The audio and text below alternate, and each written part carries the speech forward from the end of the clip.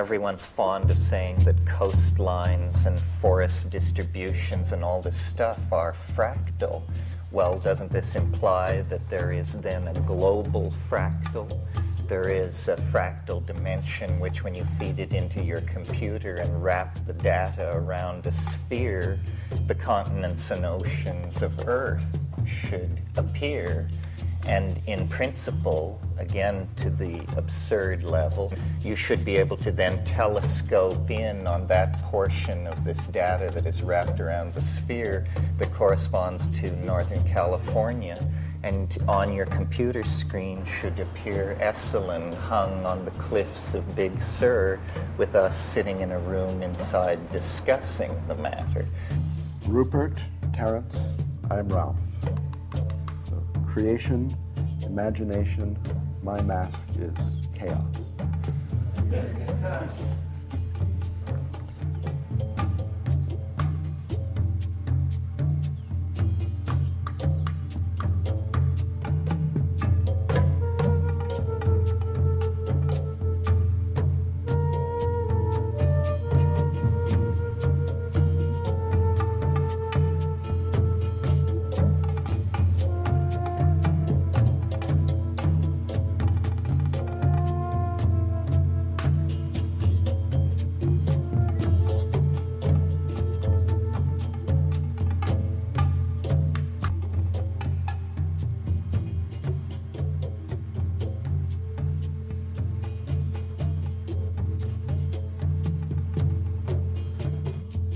In my early LSD experiences, I seemed to see motifs and structures that gave me an interest in Tibetan Buddhism.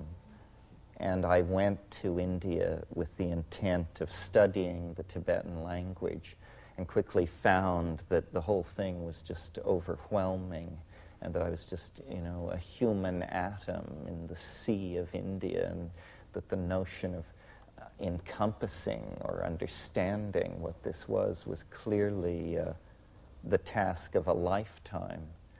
And several times in my life I have acted out this sort of ricocheting relationship between the humanities and the sciences, at times losing myself in the study of certain schools of poetry or literature or painting, and then at other times spending years reading philosophy of science and epistemic basis of physics and this sort of thing, always trying to get a resolution on the content of my experience, my lived experience, which included the psychedelic experience, which for me from very early on was this kind of tremendous mystery or conundrum which was set down in the middle of my being.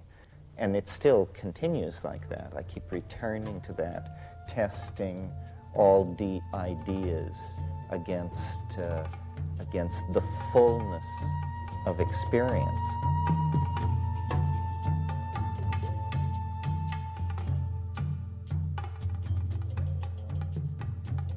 The main difference between our world and the world that science tells us we're living in is that science denies the quirky, freaky, cosmic giggle, high-plottedness, completely improbable, totally quirky humor that binds everything together and that makes it something other than an engine in which atoms blindly run, in Whitehead's phrase.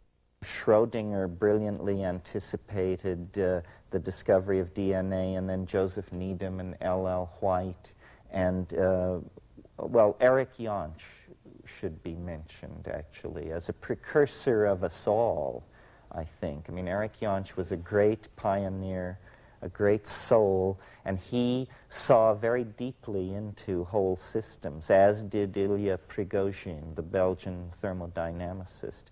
And I think a lot of all of what we're doing comes out of that. What Prigozhin showed that just brought down the house was that there could be perturbations of physical systems that were unpredictable and that would cause the whole system to actually move to a more ordered state than the initial state. And this perturbation to higher states of order looks suspiciously like a violation of the supposedly inviolate second law of thermodynamics. So that looks, you know, like a doorway into an energetic hyperspace.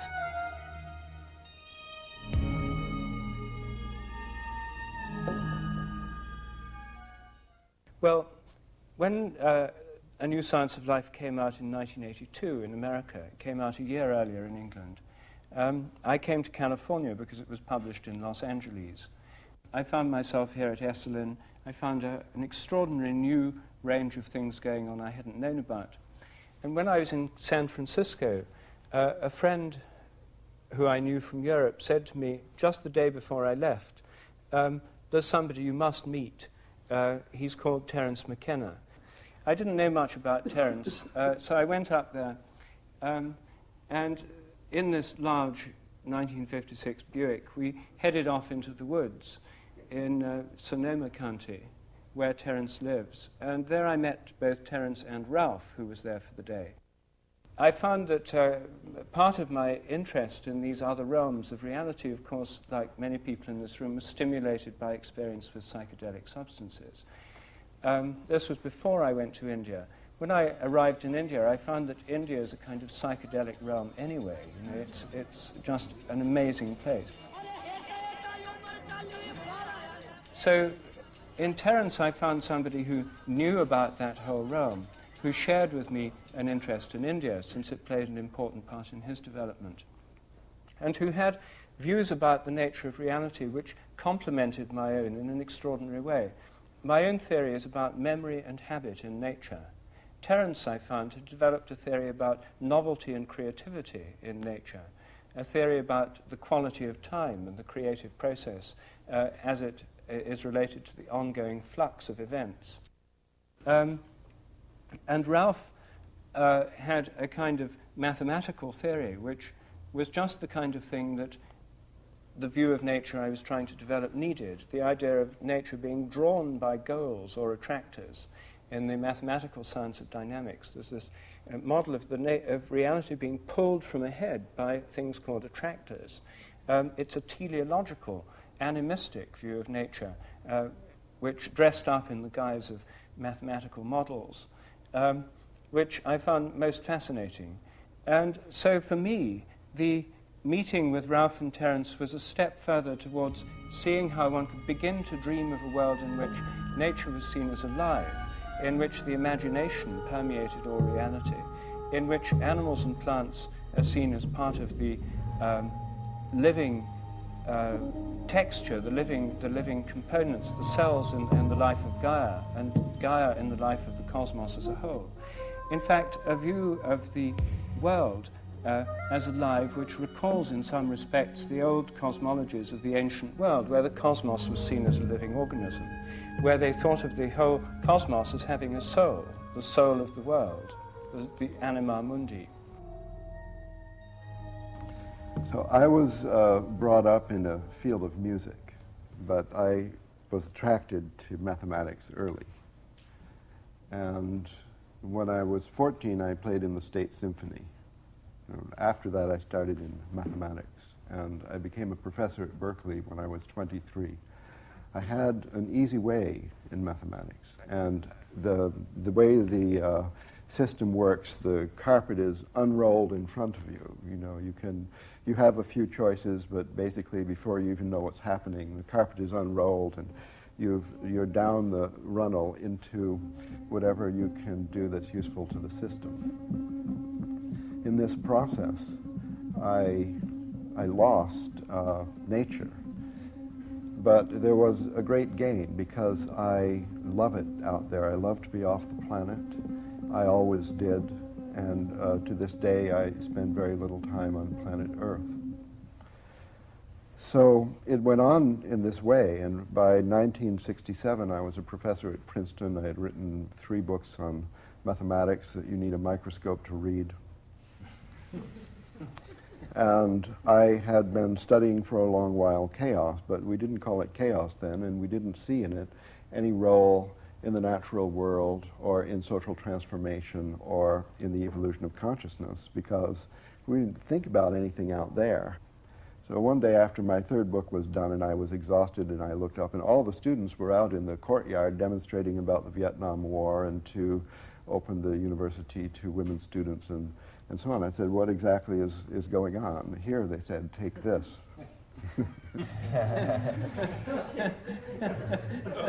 And so, like many people in that year or around that time, in 1967, my career had a bifurcation. So I went off the track with psychedelics, with meditation, but especially with searching, with trying everything, and eventually I was living in a cave in the Himalayas. And when I returned to California, I was standing on a street corner in Santa Cruz in white pajamas, and a car stopped. An old friend from a previous lifetime said, "There's somebody you have to meet. Get in the car." I had nothing to do. It sounded okay, and in that time, I believed that everything goes perfectly. You just go along with the flow, as they said. I didn't know it would be a 2-hour drive, so I got in the car. There was the 2-hour drive to Berkeley, and I was literally dumped out of the car on Terence's front step. I never heard of Terence at that time, 1972. Mm-hmm. And I went in, and what happened then, I would still say, although we've had many wonderful talks and exciting, thrilling, and nutritious times in the meanwhile, that was quite a miraculous chat. Many subjects came up. How to grow mushrooms, outer space, I don't know, anything you could think of, all passed by in the course of an hour or two. In this way, we became friends, and this habit we had, this activity that we do, I mean, we never go for a hike or something like that. We sit in the evening and talk, and what happens is synergistic, miraculous growth, evolutionary. And in this revitalization of my work, and eventually the whole field of mathematics, my conversations with Terence, whereas I think we thought of them as just good fun, that they did have a really fundamental influence on everything I've done since. So fun, or I would say fun is insulting. I mean, thrilling because of going to the edge, going beyond the edge, having company there, finding things which you can bring back and they work, and become part of everything you're doing. So it's opened up these complex phenomenon characterized by chaotic, irregular, that is to say, not well ordered in the previous paradigm of space-time structure. For example, relationships among people, the states and change of states of society, the whole process. The intimations of mysticism, the intimation of a possibility of transcendence is all firmly grounded. We just have to now, it's almost as though mathematics is the extreme cutting edge of human understanding. How can we quickly export these new understandings that release us from a need for closure, that free us from an either-or universe? How can we quickly export these models from the realm of research mathematics into the realm of daily life?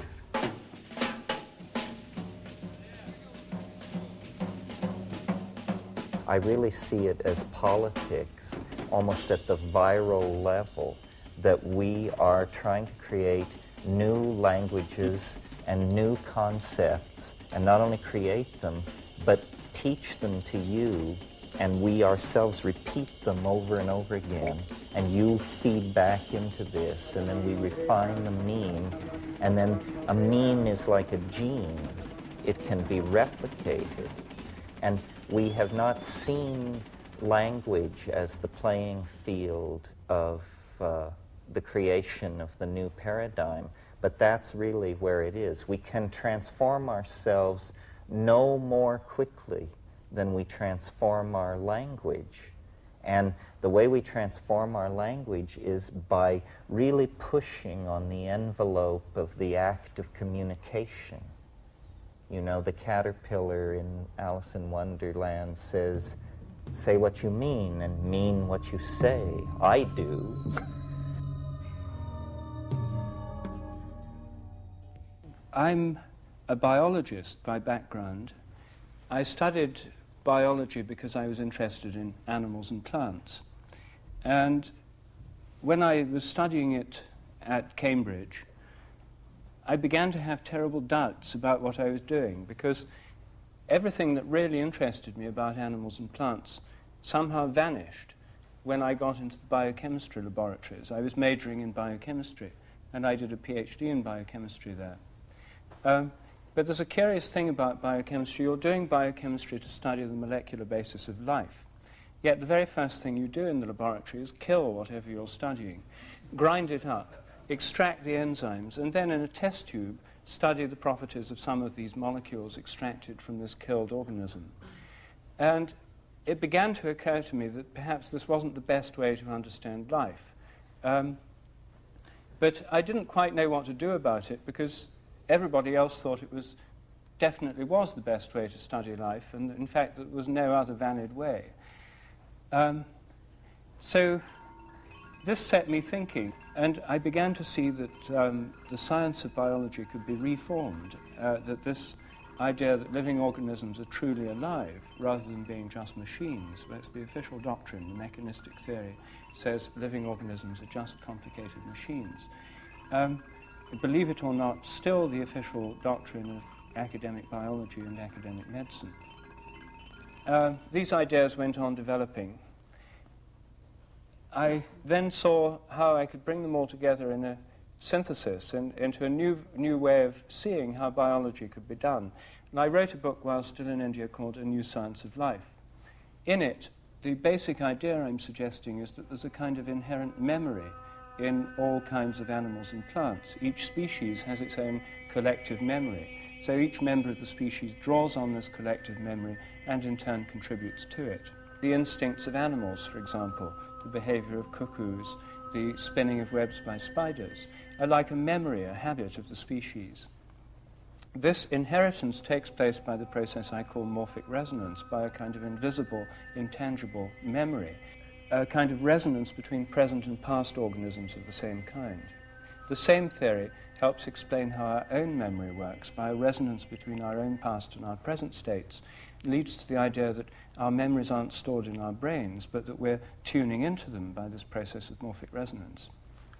Rupert's notions revision causality. That means induct you into an entirely new way in which things happen. And this is, after all, where we're all spending a lot of our time.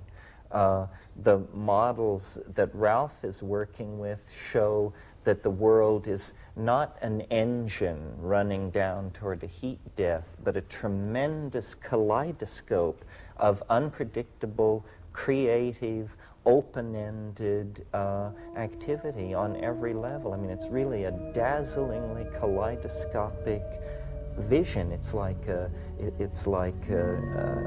Sufi hierophany or something, but we're seeing it on the screens of computer simulations of this mathematical domain that is also the neural domain, that is also the social domain, that is also the ecoplanetary domain. This is not error. This is not mysticism. This is the real facts of how it is, how the world fits together. It fits together through the infusion of its invisible soul.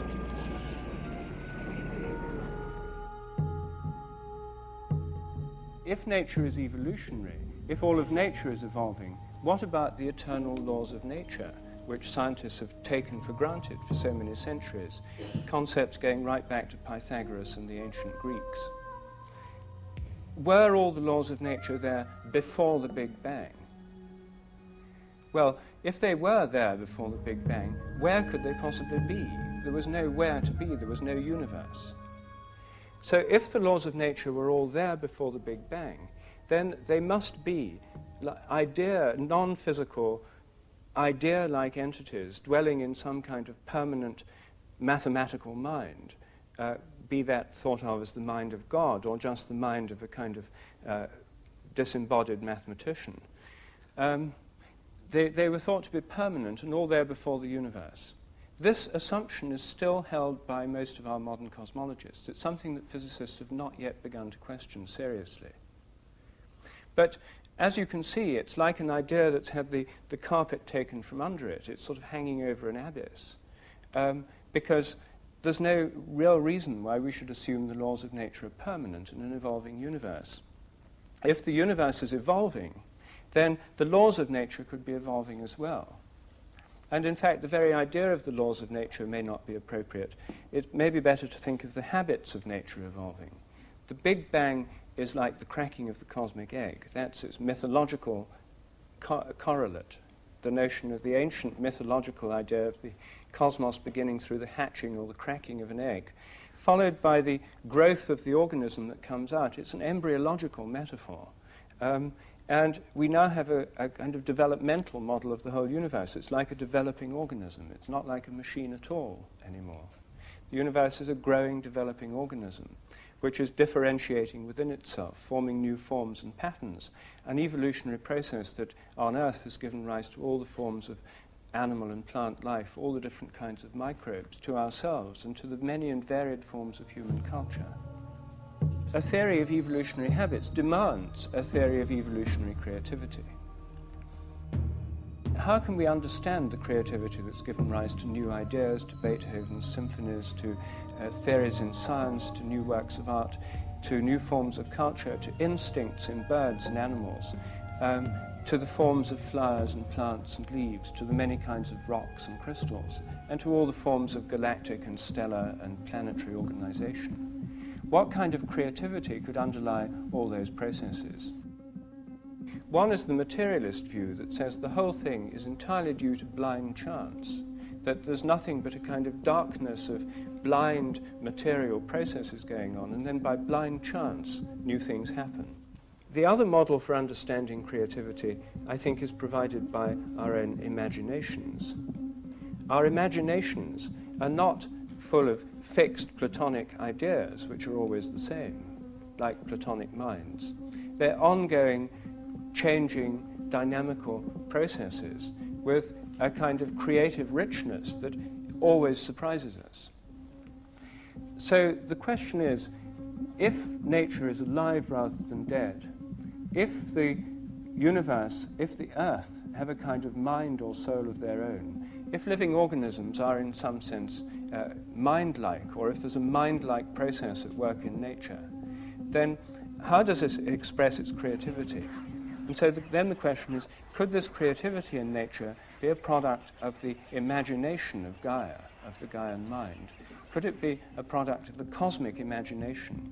Could there be a kind of imagination working in nature which is similar to our own imaginations?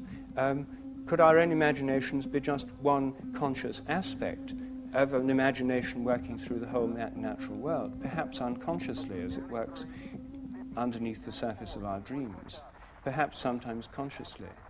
And could this ongoing imagination be the basis of evolutionary creativity in nature, just as it is in the human realm? Put her on down. Oh, Houston, Suite 16 has arrived.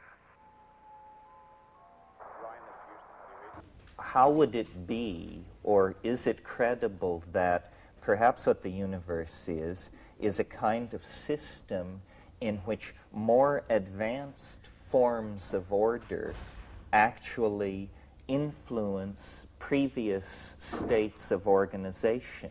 This is what is emerging in Ralph Abraham's work with the chaotic attractors. They are attractors. That means that they exert influence on less organized states and pull them toward some kind of end state. And for me, the key to unlocking what is going on with history, creativity, progressive process of all sorts is to place the state of completion at the end, but to see it as a kind of higher dimensional object which casts an enormous and flickering shadow over the lower dimensions of organization, of which this universe is one. So that, for instance, in the human domain, when we look at history, what we see is an endless series of anticipations. The golden age is coming. The Messiah is immediately around the corner. Great change is soon to be upon us. These are intimations of change. It's almost as though the transcendental object that is the great attractor in many, many dimensions throws out images of itself, which filter down through these lower dimensional matrices and actually are the basis of the appetition of nature for greater expression of form, the appetition of the human soul for greater immersion in beauty, the appetition of human history for greater expression of complexity. So when I think about these terms, chaos, creativity, imagination, I see them, it's like a three-stroke engine of some sort. Each impels and runs the other and sets up a reinforcing cycle that then stabilizes organisms, processes that are caught up in this, in the phenomenon of being. The phenomenon of being is this self-synergizing engine of out of chaos, through creativity, into the imagination, back into chaos, out into creativity, so forth and so on. And it operates on many levels simultaneously, so that the planet is undergoing a destiny. Deep time, the time of geology, was only really discovered around the turn of this century. And it is cosmically ennobling to think of the universe as a thing of great age. But I think that it's time to put in place, next to the notion of deep cosmic time, the notion of chaotic, sudden change, cusp flux, and sudden perturbation. Because what deep time has revealed, as we've pushed our understanding of the career of organic life back 65 million years, 270 million years, what we see is tremendous punctuation built into the universe, in the case of the Earth, in the form of asteroidal impacts. This thing which happened 65 million years ago, nothing larger than a chicken walked away from it on this planet.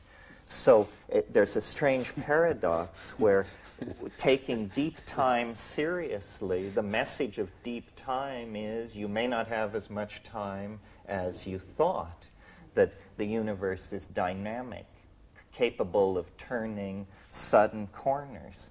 So then the imagination becomes a kind of beacon.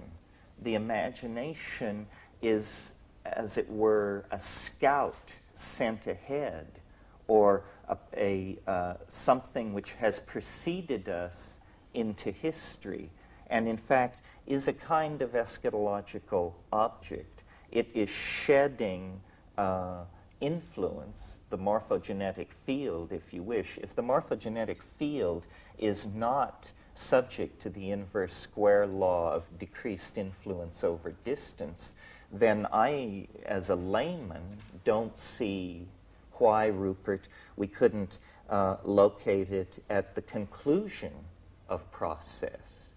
Because, you know, one of the things that's always puzzled me about the Big Bang is it's a singularity. This is the term physicists use for it.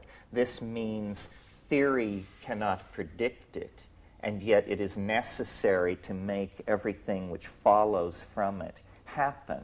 So you just say, you know, there's no reason for this, we have no argument for this, but the rest of the theory needs it. So it's a singularity. And the immense improbability which modern science rests on but cares not to discuss is this: the belief that the universe sprang from nothing in a single moment. Well, if you can make that leap to believe that, it's very hard to see what you couldn't believe. That is almost the limiting case of credulity, I would think, you know? So,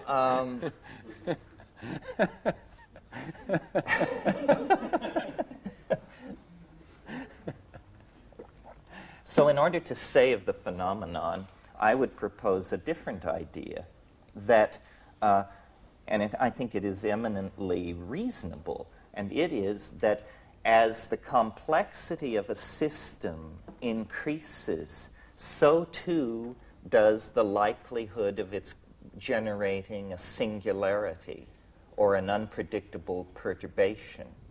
So the pre-existent state of the universe I imagine to be extremely simple, an unflawed nothingness. In other words, the least likely situation in which you would expect a singularity to emerge. But now let's look at the other end of the historical continuum of the history of the universe. Let's look at the world we are living in, which is full of 106 elements, tremendous gradients of energy ranging from what's going on inside pulsars and quasars to what is going on inside viruses and cells, tremendous organizational capacity at the atomic level, at the molecular level, at the level of molecular polymerization, at the level of membranes and gels, at the level of cells and organelles, organisms, societies, so forth and so on. In other words, the universe at this moment is a tremendously complicated, integrated, multi-leveled, dynamic thing, and every passing moment it becomes more so. This is what evolution, history, compression of time, what all these things are attempting to indicate, is the increasing complexity of reality. If a singularity is necessary to explain this universe, that singularity must emerge rather near the end of the complexification process rather than its beginning.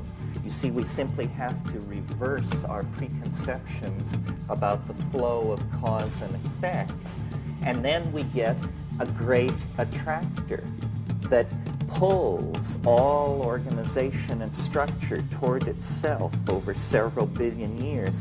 And as the objects of its attraction grow closer to its proximity, they somehow interpenetrate.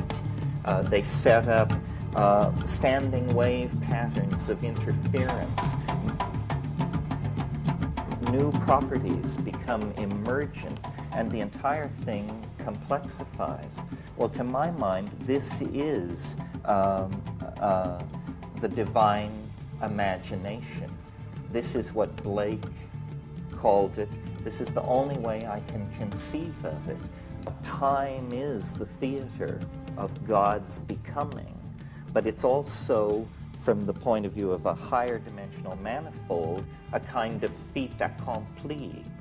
And this is no contradiction, or if it is, it's all right, because in these realms of higher ontology, you're always asked to avoid closure and hold the notion of a coincidentia positorum, a union of opposites. The thing is both what it is and what it is not, and yet it somehow escapes contradiction, and that's how the open system is maintained. That's how the miracle of life is possible.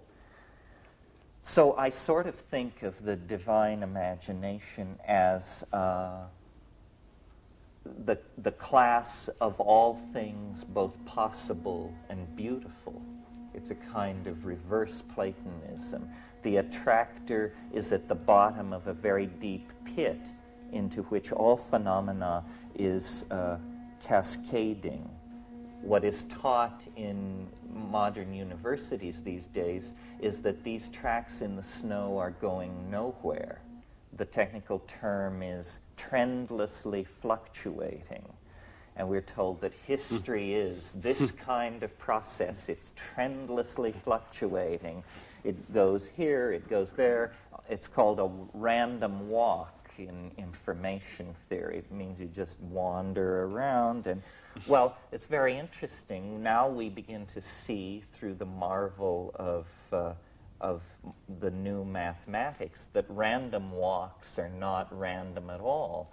That a sufficiently long random walk becomes a fractal structure of extraordinary depth and beauty. So you see, really what has to happen is for us to see chaos not as something that degrades information and is somehow the enemy of order, but rather chaos is the birthplace of order. Chaos is not the problem, chaos is the answer. I think a factor which changes everything is the discovery of dark matter, the fact that 90 to 99% of the matter in the universe is utterly unknown to us.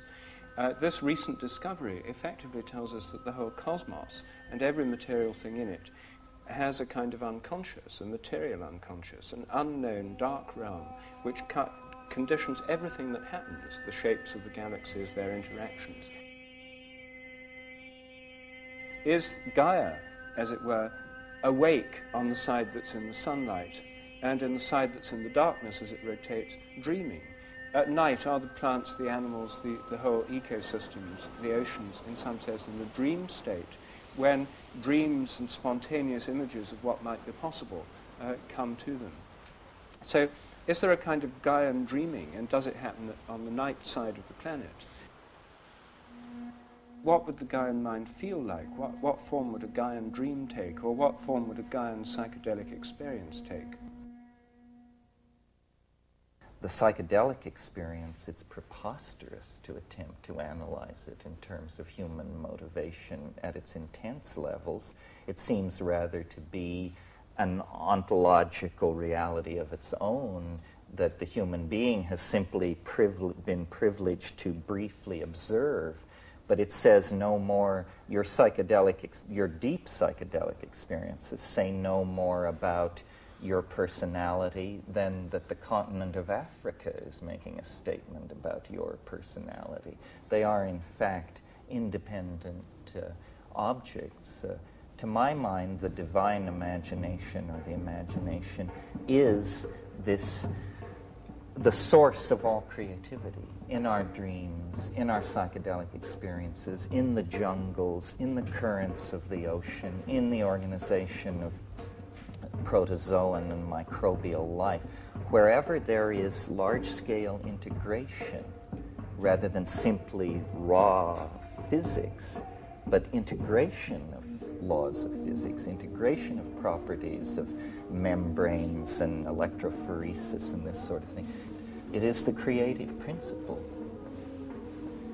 So do you think then that in psychedelic experiences you're actually tapping into, tuning into, or experiencing something of the Gaian or the cosmic imagination? Absolutely. And I think that that psychedelic experiences and dreams are only different in degree, that they are chemical cousins somehow. And this is why I could see human history as a Gaian dream, because I think every night when you descend into dream, you are potentially open to receiving Gaian corrective tuning of your life state. You will, the whole thing is an enzyme-driven process. We are like an organ of Gaia. We are the organ which binds and releases energy for I mean, a liver cell doesn't need to understand why it binds and releases enzymes of the liver. We bind and release energy for reasons perhaps never to be clear to us, but which place us firmly within the context of the Gaian mind. We have been chosen out, and this is not something to have great hubris about. I mean, indolacetic acid has been chosen out in plant metabolism to play certain roles. We have a role, but our role seems to be a major one. We are like a triggering system out of the general background of evolutionary processes mediated by incoming radiation to the surface of the earth and then natural selection. Suddenly we come with an epigenetic capability. We write books, tell stories, dance, sing, carve, paint. These are not genetic processes. These are epigenetic processes.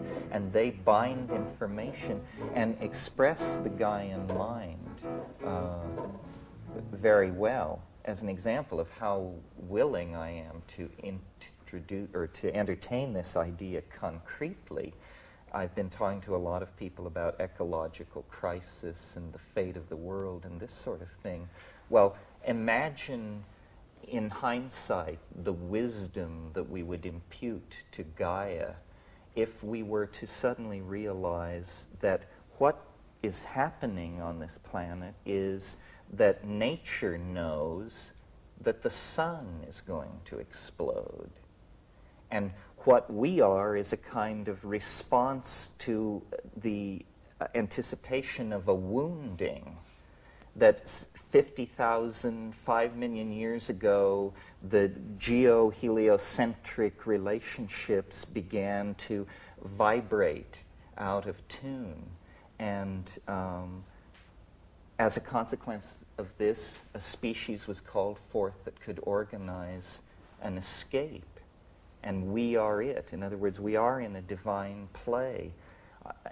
In line with this, and what made me even entertain these ideas, is I had a very bizarre experience recently. I was in Hawaii, and in our botanical garden there is a very large dead tree, and one limb of this tree sticks far out over the land.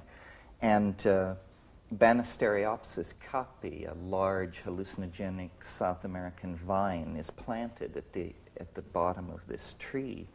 And it just has swarmed up this tree and covered it with greenery. But it wouldn't go out onto this one limb that stuck out. And it bothered my sense of symmetry that this vine would not completely cover this tree. And I even thought about trying to climb up into the tree and thread it out onto this limb to get it to do what I wanted. So I was sitting looking at this tree and this situation and actually thinking about it. And suddenly the limb fell.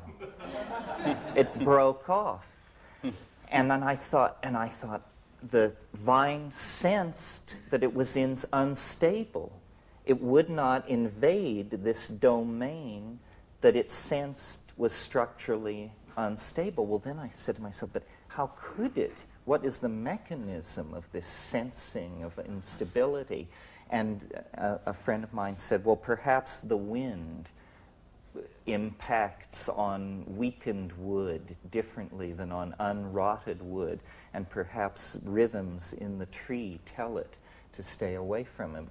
And then I realized if one plant has that kind of sensitivity to the entering into a domain of danger, what must the ecosystem of this planet be doing in reaction to what we are doing to the planet? So I see, the reason this relates to the imagination is because I see ourselves in communication with the imagination. It is sending images back into the past to try and direct us away from areas of instability. It really is the Gaian mind is a real mind, its messages are real messages, and our task through discipline, psychedelics, attention to detail, whatever we have going, is to try and extract this message and eliminate ourselves from the message so that we then can see the face of the other. And this is the field of chaos. For a certain setting of the parameter, form will emerge out of the field of chaos. And where this happens reliably, we've explored the ocean all over and we found a few favorite regions. And they're called the Apache Rift, the Calico Mountain, and the Scroll Reef. So the submarine is dragging along at 1,000 iterations depth in the ocean of chaos. Comes across these regular patterns. This is the first wing of the Apache Valley. This is Apache Valley. I think so. Then we get another field of chaos.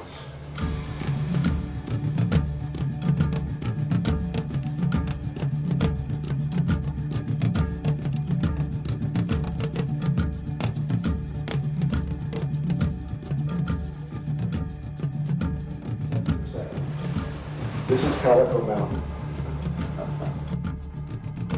See, these are just snapshots of different starting positions, if you like. Later on, we drill a deep hole in this area and all the other interesting areas. Why does it have this quaternary structure? That is the question. This is a scroll reef. Now, it's a little presumptuous to call this chaos theory because, as a matter of fact, there is no theory. We're in the exploration phase now, and this is experimental mathematics that we are doing with supercomputers. This video was made out of these simplest possible dynamical systems called the logistic equation. And it just produces a series. It's very similar to a dripping faucet. So you could just as well imagine that we have 16,000 dripping faucets in an array of 128 by 128. And the time between drops is represented as a color on the screen.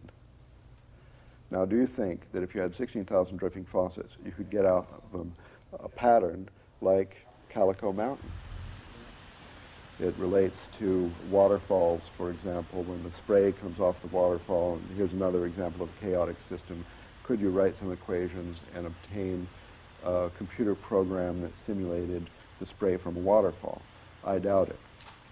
And from this totally chaotic data, viewed in this particular way, which is called chaoscopy, you get these points in the planes that if the data was really random, the dots would be all over the plane. Instead, they lie on a curve, a smooth curve.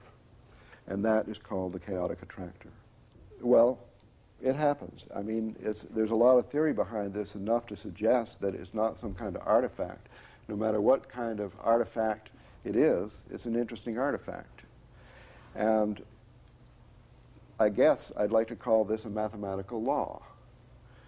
It has to do with the emergence of form from a field of chaos. We don't know what else to call it. It's not a mathematical law that was known to Pythagoras. And I don't know if it was always there since the beginning of time, long before the Big Bang, or if it just emerged into the evolving field of the Gaian mind through the fact that computers make it visible. I mean, I don't know, but the theory can tell you certain transformations you'll expect and others not. For example, Terence had pointed to the punctual aspect of evolution, that many transformations are saltatory, they are catastrophic, they are abrupt. As, for example, in the emergence of form, as, for example, in the Neolithic Revolution, as, for example, in the crystallization of the planets.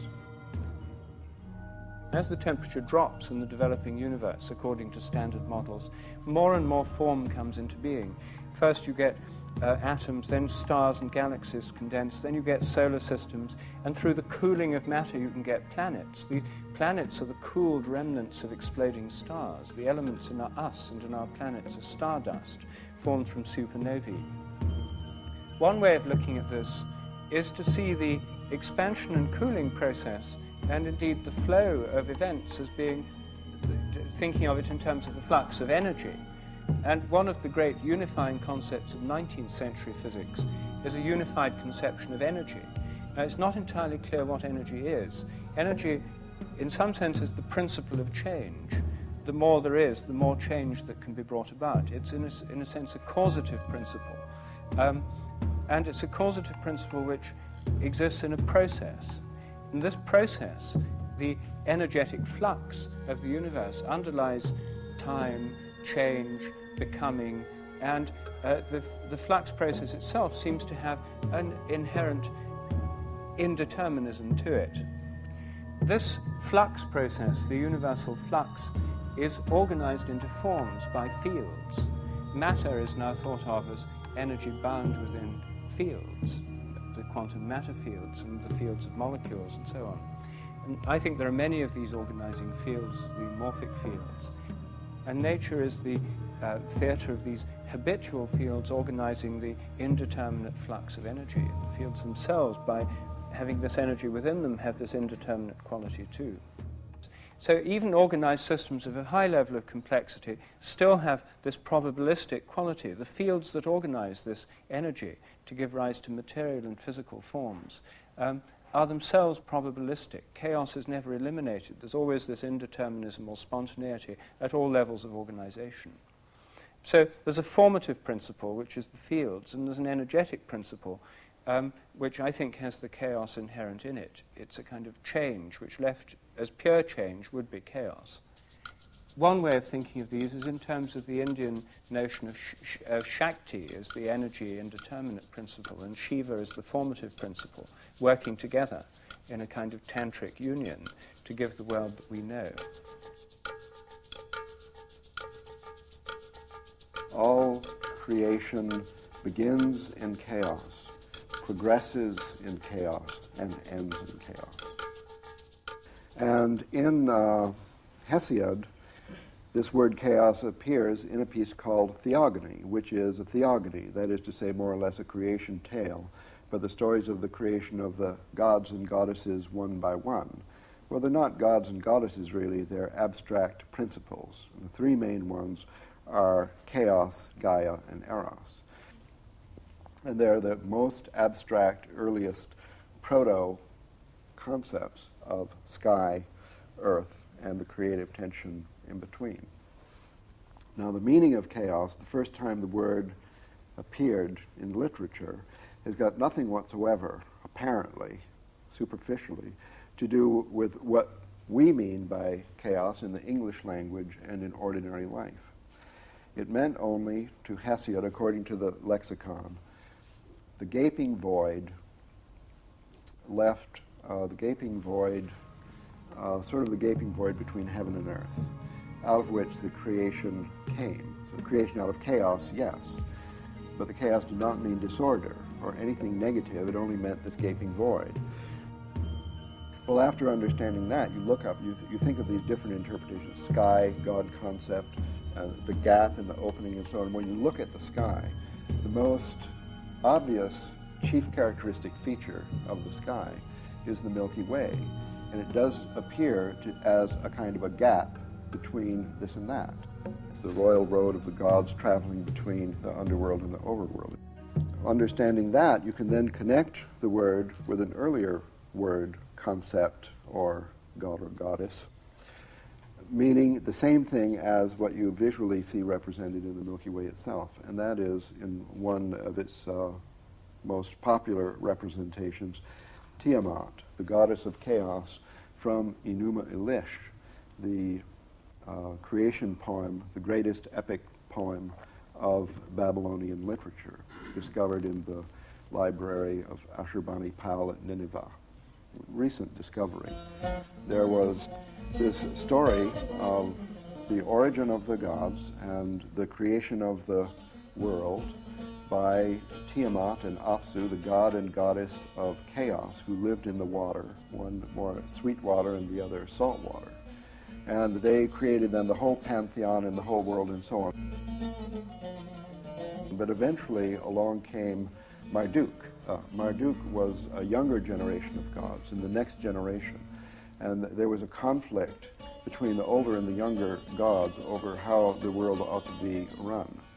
And apparently this conflict was taking place in the form of a social transformation, a transformation represented in the mythological by the demotion of Apsu and Tiamat from the pantheon of Babylon, the city Babylon, and the replacement by Marduk eventually became the god, Mr. Big of Babylon, around 2000 BC, coinciding with the sweep of patriarchy over that city, propelled on a new type of war chariot with spoked wheels instead of solid wheels. Am I digressing too much? No, you've reached the wheel. Well, I've reached the spoke wheel and its association with, is this accidental? I don't know, with the patriarchy. And the fact that the wheel itself, as a mathematical model, is the paradigm of order, a divine mathematical form, according to Plato, as the planets were supposed to move before Kepler, who introduced the ellipse. Fantastic transformation, punctual catastrophe in the history of consciousness. In short, according to this epic, Enuma Elish, Tiamat was killed in the most violent way, ripped to pieces, creating the world, creating a new order by our hero of Babylon, Mr. Marduk, also Bel, Bao, and so on. His New Year's celebration was honored at the New Year time all over Old Europe, including at Stonehenge. At the New Year's festival, this epic poem was read. So annually was the reminder that chaos is bad, chaos has been killed, chaos has been replaced by order, an order associated with perfect periodic, the wheel, the cycle, the perfect roundness, and so on. Whereas in Mino and Crete, you find, according to the evidence of the excavators and all who have examined the artworks that remain, a long-lasting fluorescence of partnership culture with no domination by a male god. It's established that there's the diffusion from Crete to Greece. And the last remainder of the Cretan culture, which is a very interesting one, it must have been sort of the last vestige of the Garden of Eden. We're talking about a tremendous happiness and fluorescence of beauty in all aspects of life. The importance of the chaos revolution now is that chaos has recovered from being demoted, from being banished to the unconscious in around 2000 BC or so, from then up to now 4 or maybe 5,000 years of the repression of chaos. I mean, chaos is, to this day in our culture, a bad word. We have to watch out for chaos. It ruins your love life. It has to be replaced by order. Scientists most especially hate it, and so on. The fact that scientists, of all people, in the temple of science, that Tiamat has to be accepted as a friend and replaced upon her throne. This is big news.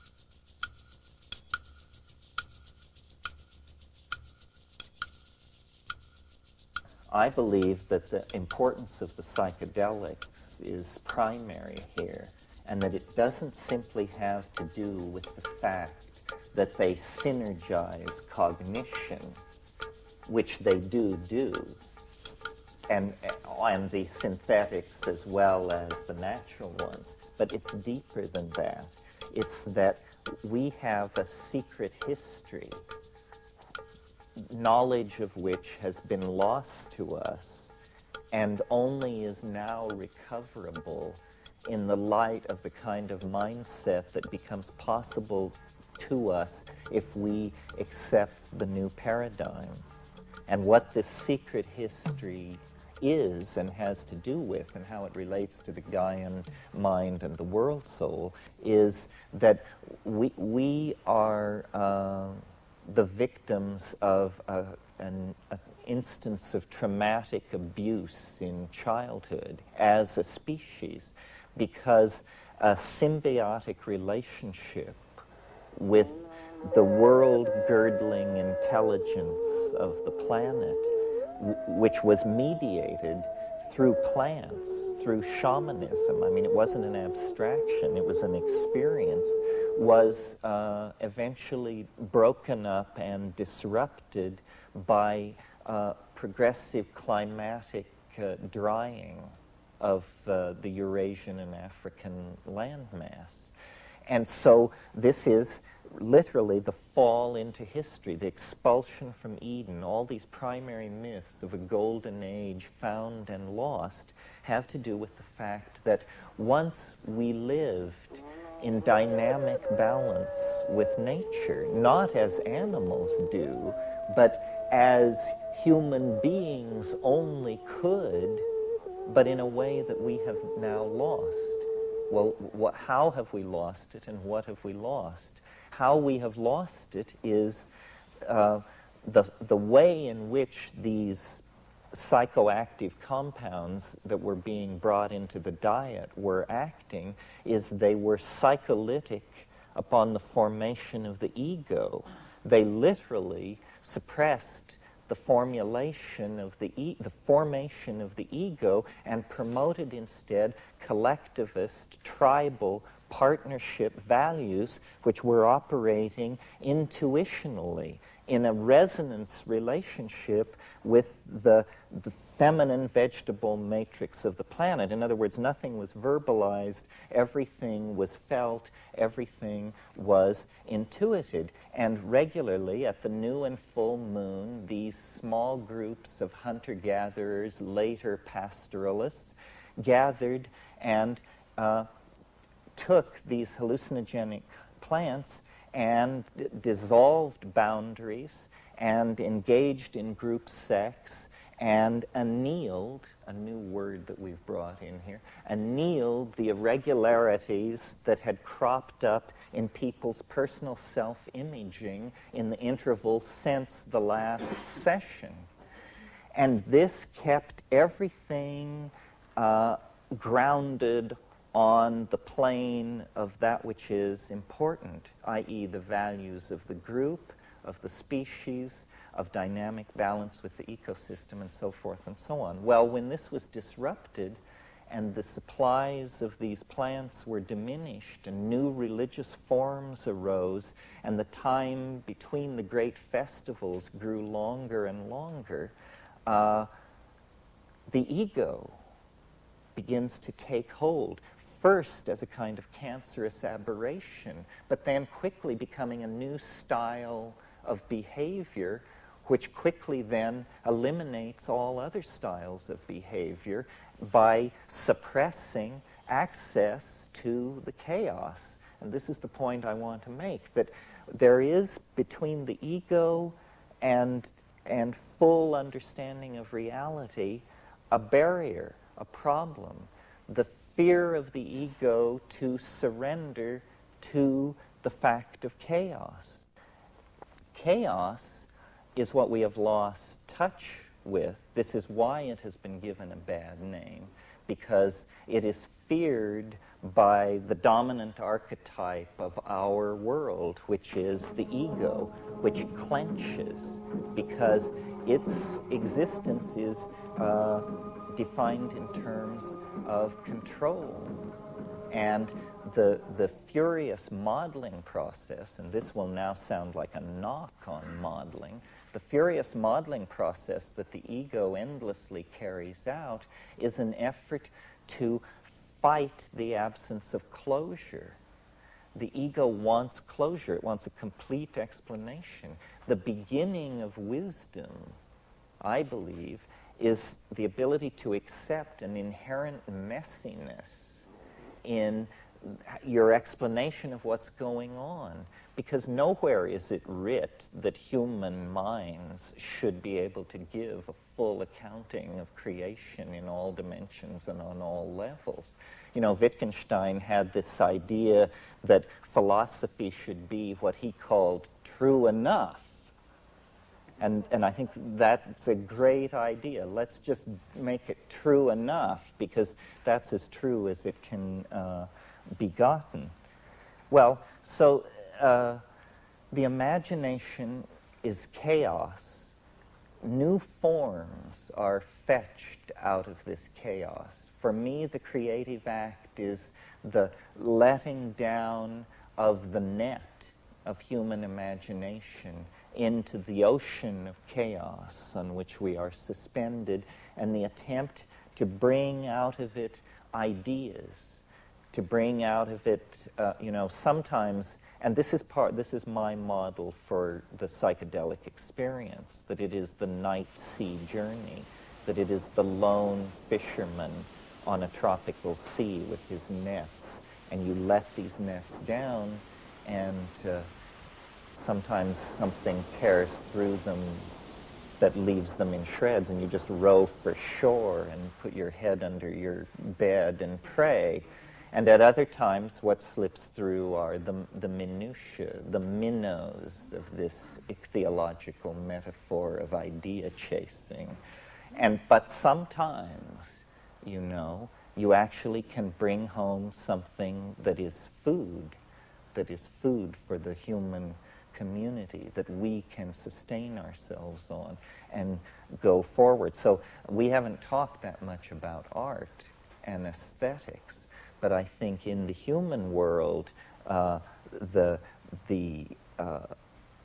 appetition is for beauty, to my mind, and this is another place where the Platonism shines radiantly through, because Plato held that the good was the true, and that both were the beautiful. And this is a very quaint idea from the point of view of modern philosophy, but I think, it's in the bones when you actually connect yourself up to the planet. That's why chaos is capable of being the tremendous repository of ordered beauty that it is, because there is no chaos in the old definition, which is to say that which by any definition or any test is found to be disordered. That is just a kind of a hell notion, a kind of hypostatization of an ultimate state of disorder. But nowhere in the world that is deployed through space and time do you encounter that. Instead, what you encounter is embedded order upon embedded order, this fractal thing. And then finally, for me, the imagination is the goal of history. I see culture as an effort to literally realize our collective dreams.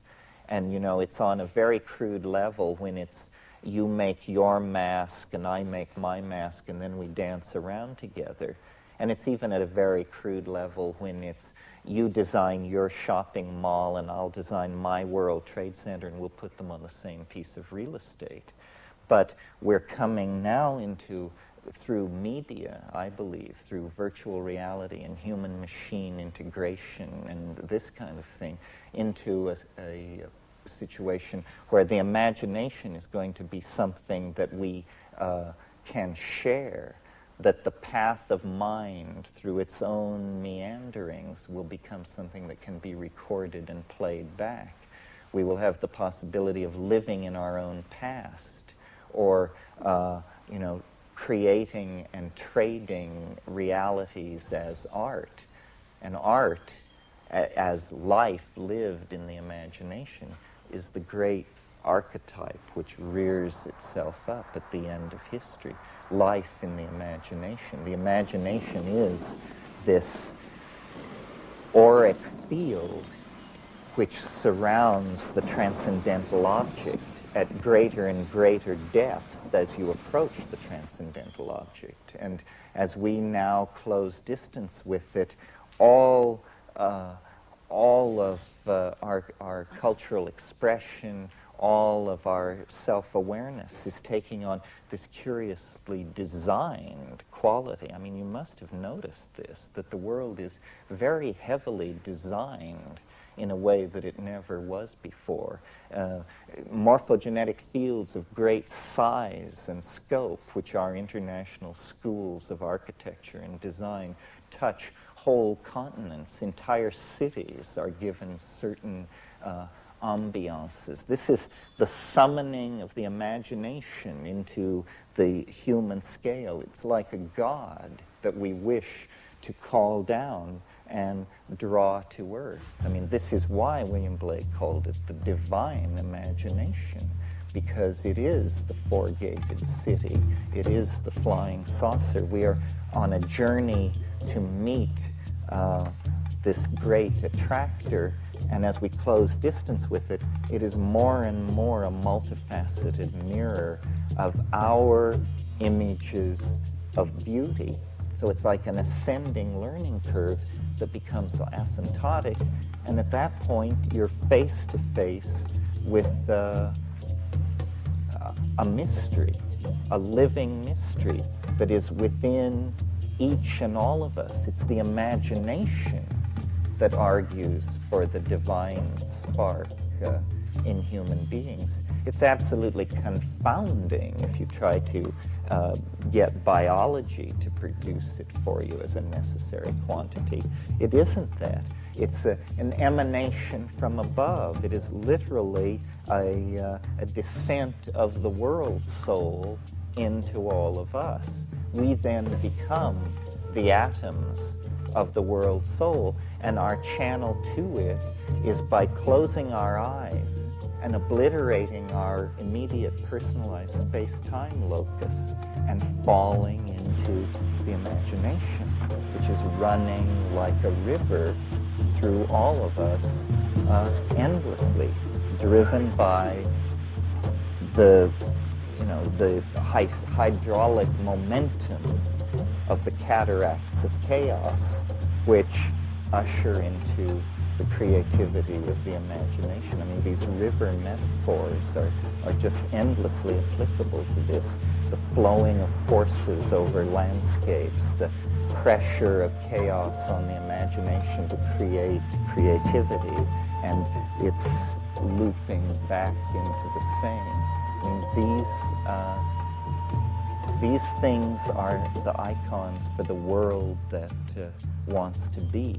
But the key is surrender and dissolution of boundaries, dissolution of the ego, and a trust in the love of the goddess, which transcends rational understanding.